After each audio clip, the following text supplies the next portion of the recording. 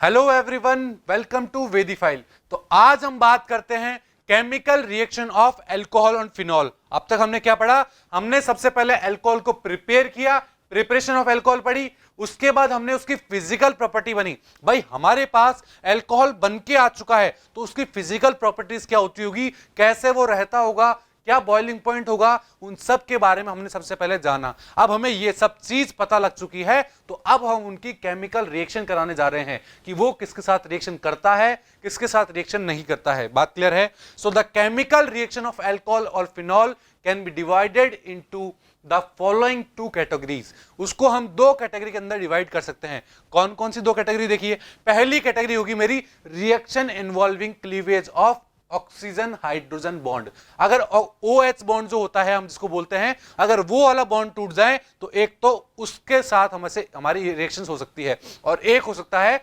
Reaction involving cleavage of CO bond. That means जो हमारे पास COH होता है, दैट मींस कोई कार्बन ऑक्सीजन हाइड्रोजन होता है। तो एक केस तो हमारे पास ये हो सकता है कि OH बॉन्ड का क्लीवेज हो रहा हो और कोई रिएक्शन प्रोसीड हो रही हो, और एक केस ये हो सकता है कि ऑक्सीजन हाइड्रोजन बॉन्ड नहीं क्लीवेज हो रहा बट CO बॉन्ड के बीच में क्लीवेज हो रहा हो। वहां से कौन सी रिएक्शन होगी, उन सब चीजों के बारे में हम बात करेंगे। बात क्लियर है? तो आज सबसे पहले बात करते हैं reaction involving cleavage of oxygen hydrogen bond. बात क्लियर है? In these reaction alcohol react as a nucleophile. ऐसी रिएक्शंस में जिसमें OH बॉन्ड क्लीवेज होता है वहां मेरा अल्कोहल न्यूक्लियोफाइल की तरह बिहेव करता है। अब न्यूक्लियोफाइल क्या होता है? हमने पढ़ा है न्यूक्लियोफाइल वो स्पीशीज होती है जो इलेक्ट्रॉन डोनेट करने की टेंडेंसी रखती है। किसकी? इलेक्ट्रॉन डोनेट करने की। दैट मींस जो इलेक्ट्रोफाइल के साथ रिएक्शन कर सकती है, इलेक्ट्रॉन रिच स्पीशीज होती है। बात क्लियर है? न्यूक्लियोफाइल क्या होता है? अब मेरे को एक बात समझ में नहीं आई, अब हमें एक बात समझ में नहीं आ रही है कि हमारी ये न्यूक्लियोफाइल की तरह बिहेव क्यों करता है। अगर OH बॉन्ड क्लीवेज होगा तो देखिए, अगर OH बॉन्ड क्लीवेज होगा तो H+ फॉर्म में बाहर निकलेगा तो उस बॉन्ड के दोनों इलेक्ट्रॉन ऑक्सीजन की तरफ आ जाएंगे। इसका मतलब वो मेरा नेगेटिव चार्ज बियर कर लेगा, तो वो मेरा न्यूक्लियोफाइल की तरह ही बिहेव करेगा। बात क्लियर है? अगर मैं रिएक्शन की बात करूं तो आप क्या देख पा रहे हैं? देखिए, ROH दैट मींस एक अल्कोहल दे रखा है। R क्या है? कोई भी अल्काइल पार्ट हो सकता है मेरे यहां, तो मैंने ले लिया ROH। अगर इसकी रिएक्शन में इलेक्ट्रोफाइल के साथ करा दूं, किसके साथ? इलेक्ट्रोफाइल के साथ करा दूं, तो क्या रिएक्शन होगी बताइए? इलेक्ट्रोफाइल के साथ रिएक्शन क्या होगी? इलेक्ट्रोफाइल क्या होता है? जिसको इलेक्ट्रॉन चाहिए होते हैं, जिसको नेगेटिव चार्ज चाहिए होता है, क्योंकि इलेक्ट्रोफाइल के पास तो पॉजिटिव चार्ज होता है। वो इलेक्ट्रॉन डेफिशिएंट कंपाउंड होता है, इलेक्ट्रॉन लविंग कंपाउंड होता है। दैट मींस जो इलेक्ट्रॉन चाहता है। तो इलेक्ट्रोफाइल के साथ जब रिएक्शन कराओगे तो आप देख पा रहे हैं यहां पर, क्या देख पा रहे हैं? देखिए, ऑक्सीजन ने अपने इलेक्ट्रॉन इलेक्ट्रोफाइल को दे दिए हैं और ROE बना दिया है और वहां से एक H+ बाहर निकल गया है। बिल्कुल आप देख पा रहे हैं यहां पर RO इलेक्ट्रोफाइल यहां पर आके ऐड हो चुका है और एक H+ यहां से बाहर जा चुका है। दैट मींस यहां पर ऑक्सीजन मेरा न्यूक्लियोफाइल की तरह बिहेव कर रहा था। बात क्लियर है? तो आज हम बात करते हैं अब some reaction involving cleavage of OH bonds. उसके अंदर कौन कौन सी रिएक्शंस पढ़ेंगे उनके बारे में बात करते हैं। तो सबसे पहले मैं बात करता हूं रिएक्शन विद एक्टिव मेटल। किसके साथ? रिएक्शन विद एक्टिव मेटल के साथ बात करते हैं। बात क्लियर है? तो या एक्टिव मेटल के साथ जब हम रिएक्शन कराएंगे तो हमें एसिडिटी ऑफ अल्कोहल और फिनॉल के बारे में पता लगेगा। किसका? एसिडिटी ऑफ अल्कोहल और फिनॉल के अंदर जो एसिडिटी होती है उसके बारे में हमको पता लगेगा। बात क्लियर है? So both alcohol and phenol are acidic in nature. वो एसिडिक नेचर के होते हैं and hence react with active metal to form metal alkoxide और metal phenoxide with hydrogen. That means जो मेरे यहां पर अल्कोहल होंगे उनकी रिएक्शन जब एक्टिव मेटल के साथ कराई जाएगी तो वो मेरे या तो मेटल एल्कोक्साइड बनाएंगे, अगर हमने अल्कोहल लिया है तो एल्कोक्साइड बनाएंगे, और अगर हमने फिनॉल लिया है तो वो क्या बनाएंगे? मेटल फिनोक्साइड बना देंगे और साथ में हाइड्रोजन गैस वहां से बाहर निकल जाएगी। अगर मैं जनरल रिएक्शन की बात करूं तो क्या हो सकती है? देखिए, अगर मैं दो मॉलिक्यूल ROH के लेता हूं, देखिए आप देख पा रहे हैं कि दो मॉलिक्यूल मैंने यहां ROH लिए हैं। R मेरा क्या हो सकता है? कोई भी अल्काइल ग्रुप हो सकता है। बात क्लियर है? और उसकी रिएक्शन में दो मेटल के साथ कराने जा रहा हूं, और मेटल कौन कौन से हो सकते हैं? यहाँ सोडियम हो सकता है, पोटेशियम हो सकता है, मैग्नीशियम हो सकता है। कोई भी मैंने मेटल ले लिया, मान लीजिए सोडियम मेटल मैंने यहां पर ले रखा है। बात क्लियर है? तो सोडियम के साथ जब मैं कराने जा रहा हूं तो आप क्या देख पा रहे हो? आप देख पा रहे हो कि ऑक्सीजन और हाइड्रोजन के बीच में जो बॉन्ड था दोनों मॉलिक्यूल में, वहां से दोनों ऑक्सीजन ने उस बॉन्ड के इलेक्ट्रॉन अपनी तरफ ले लिए हैं, और जैसे ही अपनी तरफ उन्हें इलेक्ट्रॉन लिए हैं तो क्या हो गया? H+ वहां से दो H+ फ्री होते दिख रहे हैं और 2 RO- वहां पर फॉर्म हो चुके हैं। बात क्लियर है, कोई दिक्कत नहीं यहां तक। अब जो मेरे दो मेटल है वो एक एक इलेक्ट्रॉन दोनों हाइड्रोजन को दे देंगे और मेटल किसके पास चला जाएगा, वो जो M+ बना है मेरा वो M+ RO- के पास चला जाएगा। दैट मीन्स क्या बनता हुआ दिखा आपको दो मॉलिक्यूल RO- M+ के बनते हुए दिखे और जो दो इलेक्ट्रॉन H को दिए थे उसने H2 का फॉर्मेशन कर लिया है, तो H2 भी एक वहां से फॉर्म होता हुआ दिखा। बात क्लियर है, समझ में आया आपको? तो आपने क्या देखा, जब मैंने दो मॉलिक्यूल किसके लिए थे, ROH के लिए थे, तो मुझे यहां दो मॉलिक्यूल एल्कोक्साइड के मिले क्योंकि मैंने यहां पर अल्कोहल लिया था। जैसे मैं इसके अंदर एग्जांपल की बात करूं तो किसके लिए लेकर सकते हैं हम, जैसे मैंने दो मॉलिक्यूल मीथेनॉल के लिए, बिल्कुल आप मीथेनॉल को देख पा रहे हैं, उनकी रिएक्शन मैंने दो मेटल से कराई जिसमें दो सोडियम एटम से कराई, बिल्कुल आप दो सोडियम देख पा रहे हैं यहां पर। अब उसके साथ जब मैंने रिएक्शन कराई तो आप यहां क्या देख पा रहे हैं कि जो मेरे ऑक्सीजन था उसने बॉन्ड के इलेक्ट्रॉन अपने पास ले लिए हैं,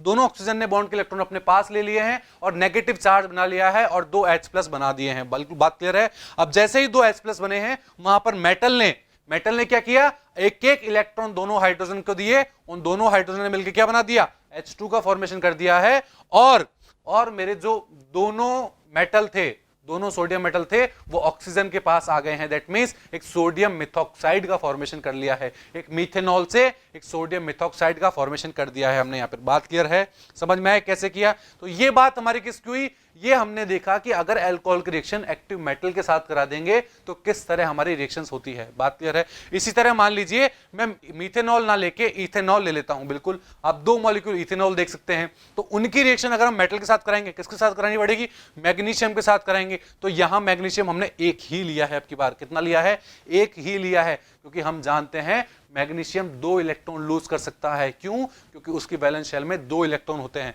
तो मैग्नीशियम दो इलेक्ट्रॉन लूज कर सकता है। तो हमने एक ही मैग्नीशियम के साथ कराई तो हमें क्या बनता हुआ दिखा, देखिए हमें यहां पर CH3CH2O-, दैट मींस CH3CH2 के दो मॉलिक्यूल और एक Mg वहां पर आप देख पा रहे हैं। बात क्लियर है। और वहां से एक H2 मॉलिक्यूल बाहर निकल गया है। तो यहां पर आपने क्या देखा, यहां पर जब मैंने इथेनॉल लिया था वो मैग्नीशियम इथॉक्साइड के अंदर कन्वर्ट हो चुका है। किसके अंदर, मैग्नीशियम इथॉक्साइड के अंदर कन्वर्ट हो चुका है। बात क्लियर है। तो ये बात हुई हमारी किसकी, reaction of alcohol with active metal की बात हुई, जिसके अंदर हमारा जो मेटल था मैग्नीशियम लिया हमने, सोडियम लिया, उसकी रिएक्शन हमने अल्कोहल के साथ कराई। अब क्या मैं मेटल एल्यूमिनियम भी ले सकता हूं? बिल्कुल, अगर मैं एल्यूमिनियम लूं तो भी ये रिएक्शन हो सकती है। कैसे, देखिए अब की बार मैंने लिए 6 मॉलिक्यूल किसके, टर्शरी ब्यूटाइल अल्कोहल के। टर्शरी ब्यूटाइल अल्कोहल क्या होता है, जिस कार्बन से मेरा OH लगा है उस कार्बन से फर्दर 3 CH3 लगे हुए होंगे तो उसे टर्शरी ब्यूटाइल अल्कोहल बोलते हैं। बिल्कुल आप देख पा रहे हैं टर्शरी ब्यूटाइल अल्कोहल। अब यहां पर 6 मॉलिक्यूल लिए हैं मैंने, तो यहां पर मुझे उसकी रिएक्शन दो एल्यूमिनियम के साथ करानी पड़ेगी, दो एल्यूमिनियम मेटल के साथ करानी पड़ेगी। क्यों, ऐसा क्यों बताइए?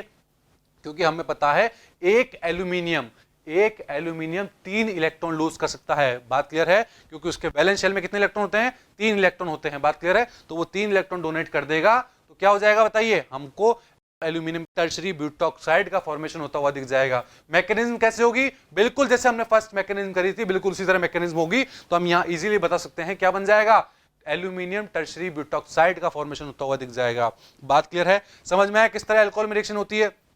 इसी तरह अगर मैं अल्कोहल ना लेके फिनॉल ले लूं, बिल्कुल आप ये फिनॉल देख पा रहे हैं, इस फिनॉल की रिएक्शन अगर मैं सोडियम मेटल के साथ करा दूं तो दो फिनॉल के मैंने मॉलिक्यूल लिए हैं और उसकी अगर दो सोडियम मेटल के साथ करा दूं मैं, मैकेनिज्म बिल्कुल जैसे हमने अल्कोहल में पढ़ी बिल्कुल वैसे ही चलेगी।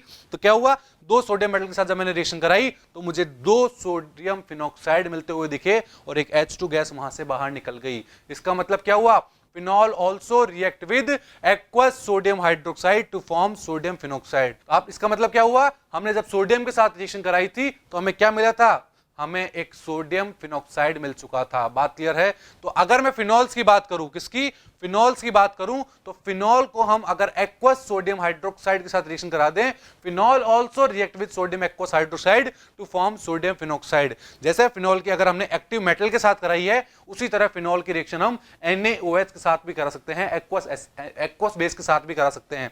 हमने कौन सा लिया, NaOH। बिल्कुल फिनॉल की रिएक्शन जब हम NaOH के साथ कराने जा रहे हैं तो मुझे क्या मिल रहा है, देखिए मुझे सोडियम फिनॉक्साइड मिल रहा है और एक वाटर मॉलिक्यूल वहां से बाहर निकल गया है। क्या, एक वाटर मॉलिक्यूल बाहर निकला और एक सोडियम फिनॉक्साइड बन गया। बात क्लियर है? अब ये रिएक्शन कैसे हुई देखिए, जो NaOH था उसने क्या किया, NaOH ने OH के पास से एक H निकाल लिया। बात क्लियर है? तो वहां से वाटर बना और Na मेरा कहां पे जाके लग गया, ऑक्सीजन पे जाके लग गया है। दैट मींस सोडियम फिनॉक्साइड का फॉर्मेशन कर दिया है। बात क्लियर है?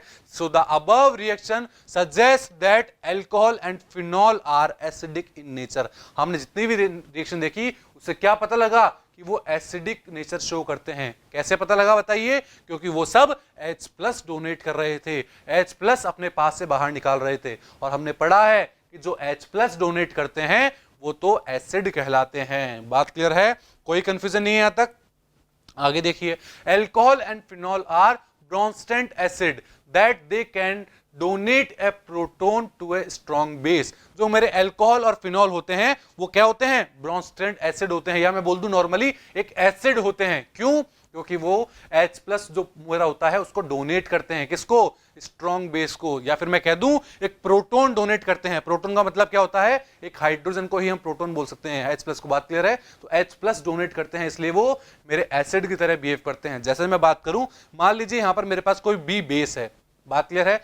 B बेस है, उसकी रिएक्शन मैंने किसके साथ कराई, HOR के साथ कराई। दैट मींस एक अल्कोहल के साथ कराई। बात क्लियर है? तो आप यहां पर क्या देख पा रहे हैं, जो बेस है उसने H+ को ले लिया है। दैट मींस वो यहां से H+ को ले रहा है। बिल्कुल जैसे ही उस बेस ने H+ को लिया तो आप क्या देख पा रहे हैं, देखिए आप यहां पर देख पा रहे हैं कि BH का फॉर्मेशन हो चुका है और OR- का फॉर्मेशन हो चुका है। दैट मींस जो यहां पर मेरा B था वो बेस की तरह बिहेव कर रहा है, जो अल्कोहल था वो एसिड की तरह बिहेव कर रहा है। क्यों? क्योंकि एसिड ने H+ दिया है। जब भी तो आप देख पा रहे हो कि OR- बना है। तो क्या हुआ, जो मेरा B था वो बेस है, जो अल्कोहल था वो एसिड की तरह बिहेव कर रहा है, और जो BH बना है वो है मेरा कॉन्जुगेट एसिड, और जो OR- बना है वो क्या है, कॉन्जुगेट बेस है। अभी कॉन्जुगेट एसिड और कॉन्जुगेट बेस क्या होता है, जो बेस से जो प्रोडक्ट बनता है उसे हम कॉन्जुगेट एसिड बोलते हैं। दैट मींस बेस से कन्वर्ट होकर मेरे पास एसिड बन चुका है,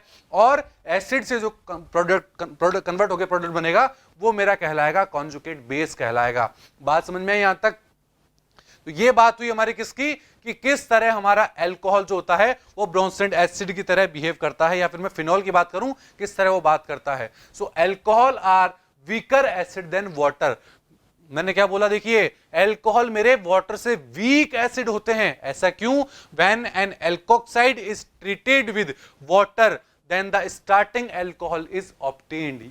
क्या बोला मैंने, जो मेरे पास एल्कोक्साइड बनाता पीछे हमारी रिएक्शन में, उसकी रिएक्शन अगर वापस वाटर के साथ करा दें तो हमें वापस वही अल्कोहल फॉर्म होता हुआ दिख जाएगा और एक OH- वहां से बाहर निकल जाएगा। देखिए क्या बोला मैंने, जो ये मेरा एल्कोक्साइड था RO-, इसकी रिएक्शन अगर मैं फिर वाटर के साथ करा दूं, H2O के साथ करा दूं, तो आप क्या देख पा रहे हैं, देखिए जैसे ही मैंने H2O के साथ कराई तो आप यहां पर देख पा रहे हैं कि मेरे RO- ने वाटर के पास एक H ले लिया है और एक ROH का फॉर्मेशन कर दिया, एक अल्कोहल का फॉर्मेशन कर दिया, और एक OH- वहां से बाहर निकल गया है। इसका मतलब अब एल्कोक्साइड ने किसकी तरह बिहेव किया, वो बेस की तरह बिहेव कर रहा था, और यहां पर वाटर मेरा एसिड था। क्या था?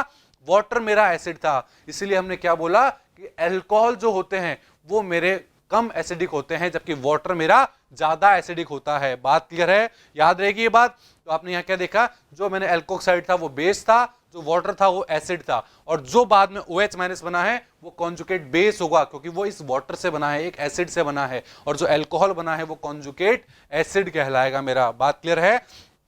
तो ये रिएक्शन हमें क्या बताती है, this reaction suggest that water is a better proton donor than alcohol. Water एक अच्छा प्रोटोन डोनर है अल्कोहल की कंपेयर में। बात क्लियर है? That is alcohols are weaker acid than water, और इसी से हमें पता लगा कि अल्कोहल हमारे वीकर एसिड होते हैं वाटर से। बात क्लियर है? कोई कंफ्यूजन नहीं है यहां तक? इसी तरह अगर मैं अल्टरनेट की बात करूं, alternatively alkoxide ion is better proton acceptor. उल्टा भी बोल सकते हैं हम कि जो अल्कोक्साइड आयन होते हैं वो प्रोटोन ज्यादा अच्छे से ले सकते हैं देन हाइड्रोक्साइड। हाइड्रोक्साइड से ज्यादा अच्छे से हमारे प्रोटोन कौन ले सकता है, मेरे एल्कोक्साइड ले सकते हैं। बात क्लियर है?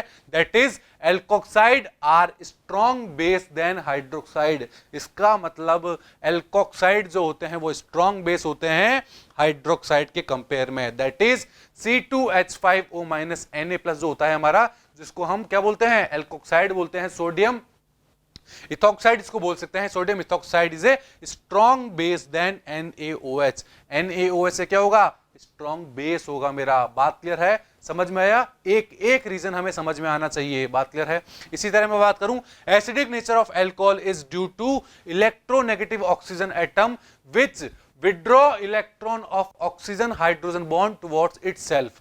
क्या बोला हमने, जो एसिडिक नेचर ऑफ अल्कोहल होता है वो क्यों होता है, क्योंकि जो इलेक्ट्रोनेगेटिव एटम होता है ऑक्सीजन, वो क्या करता है, वो OH बॉन्ड के इलेक्ट्रॉन क्या करता है, अपनी तरफ खींच के रखता है। और अपनी तरफ खींच के रखता है तो क्या होगा, as a result the OH bond become weaker and split off a proton. और अगर इलेक्ट्रॉन को अपनी तरफ खींच के रखेगा तो वो OH बॉन्ड इजीली टूट जाएगा और प्रोटॉन को वहां से बाहर निकाल देगा। बात क्लियर है, समझ में आया आपको यहां तक? इसीलिए मेरा अल्कोहल एसिडिक नेचर रखता है। बात क्लियर है? Plus I effect of alkyl group in alcohol makes it weaker acid than water. Alcohol को हमने वाटर से कम एसिडिक क्यों माना, क्योंकि अल्कोहल के अंदर क्या होता है, एक एल्काइल ग्रुप होता है और उस एल्काइल ग्रुप का क्या होता है, प्लस आई इफेक्ट लगता है। बिल्कुल आप देख पा रहे हैं, ये मेरा क्या है, अल्कोहल है। जैसे मैंने बात की CH3OH की मैंने बात करी, तो CH3OH आप देख पा रहे हैं, तो यहां पर आपको एक CH3 ग्रुप दिखाई दे रहा है और हमें पता है कि इस एल्काइल ग्रुप का प्लस आई इफेक्ट लगता है, that means electron donating effect लगता है। और अगर इलेक्ट्रॉन डोनेटिंग इफेक्ट लगेगा तो क्या होगा, वहां से OH इतना इजीली बॉन्ड नहीं टूट पाएगा, उसके अंदर पोलरिटी अब इतनी ज्यादा नहीं होगी, और इतनी ज्यादा पोलरिटी नहीं होगी तो क्या हो जाएगा, वो बॉन्ड इतनी इजीली नहीं टूट पाएगा। इसलिए हमने बोला कि अल्कोहल मेरे वीकर एसिड होते हैं वाटर के कंपेयर में।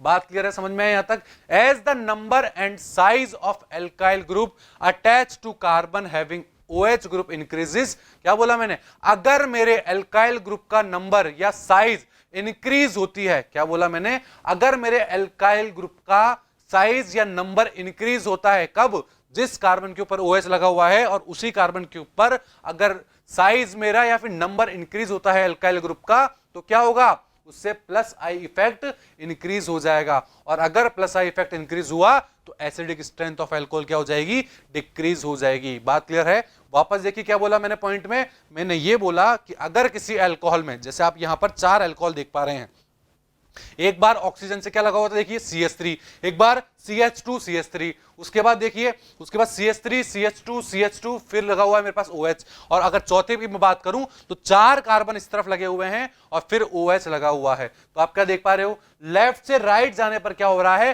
प्लस आई इफेक्ट बढ़ रहा है एल्काइल ग्रुप का। अगर प्लस आई इफेक्ट बढ़ेगा दैट मींस क्या मतलब वो इसका, अगर इस तरफ से इलेक्ट्रॉन ज्यादा मिल रहे होंगे तो वो हाइड्रोजन से इलेक्ट्रॉन इतना ज्यादा अपनी तरफ नहीं खींचेंगे, और अपनी तरफ वहां से इलेक्ट्रॉन ज्यादा नहीं खींचेंगे। इसका मतलब क्या हो जाएगा, इसका मतलब वो बॉन्ड इतना इजीली ब्रेक नहीं होगा, और ब्रेक नहीं होगा इसका मतलब उसकी एसिडिक स्ट्रेंथ भी क्या हो जाएगी, कम हो जाएगी, क्योंकि एसिडिक स्ट्रेंथ का मतलब यही होता है H+ का डोनेशन। बात क्लियर है?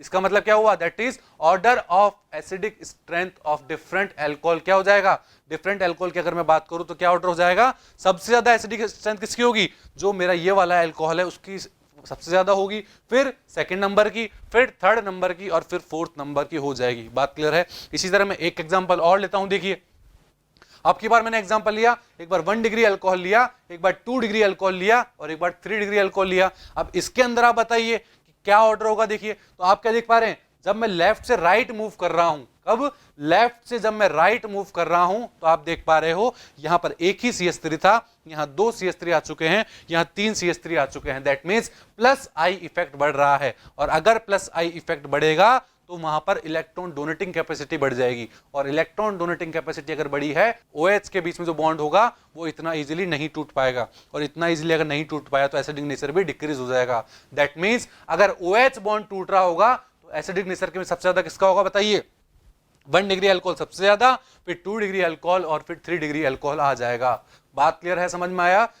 समझ में आया कैसे किया हमने इसके बारे में? तो देखिए नेक्स्ट देखिए, in presence of strong acid alcohol also act as a base. क्या बोला मैंने, अगर कोई स्ट्रॉन्ग एसिड दिया गया है तो अल्कोहल मेरा बेस की तरह भी बिहेव कर सकता है।